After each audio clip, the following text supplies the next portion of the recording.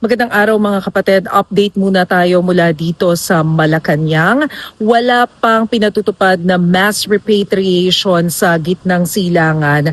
Ito ang sinabi ng Department of Migrant Workers dito sa press briefing na ginawa nila kani-kanina lamang dito sa palasyo. Ang paliwanag sa atin ni DMW Secretary Hans Kakdak, meron na rin daw ilang mga OFWs, mga kababayan natin sa Dubai, sa Israel, sa Bahrain at iba pang lugar dyan sa Middle East na nagpahiwatig na ng pagnanais nila na bumalik dito sa Pilipinas dahil nga sa gulong nangyayari dyan sa gitnang silangan. Pero karamihan daw ng mga Middle Eastern countries ay nasa alert level 2 pa lamang. Ibig sabihin, nagpapatupad yung ating pamahalaan ng deployment ban para doon sa mga newly hired Filipino workers. Pero wala pang mass repatriation. At isa pang problema dyan, bagamat meron ng araw nagsasabi na gusto na nilang umuwi dito sa Pilipinas, sarado ang airspace dyan sa Middle East. So wala talagang dadaanan yung mga eroplano para ma-repatriate sila pabalik dito sa Pilipinas. Gayunman,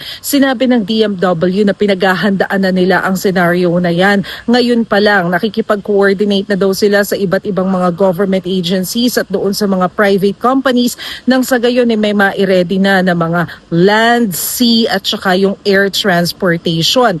Nag-identify na rin daw sila ng mga meeting points doon sa mga host country nitong mga OFWs at Filipino workers na ito at nag-identify na rin sila ng mga exit point. Nang sa gayon, oras na pwede na silang i-repatriate, alam na kung saan magkikita-kita, kung saan dadalhin patungo dun sa exit point at mailipad pabalik dito sa Pilipinas. Pero sa ngayon, ang sinusunod daw muna ng ating pamahalaan ay yung polisiya, yung protocols na pinatutupad doon sa mga host countries dahil may guidance na rin naman daw yung ating mga Filipino workers doon kung kailan sila dapat na magpunta sa shelter. Ang ginagawa rin daw ngayon ng DMW at ng mga embahada natin sa gitnang silangan ay yung in-country evacuation. Ibig sabihin kung tingin nila yung mga kababayan natin na nasa isang lugar ay hindi ligtas, inililipat muna sila sa safer grounds pero within the same country.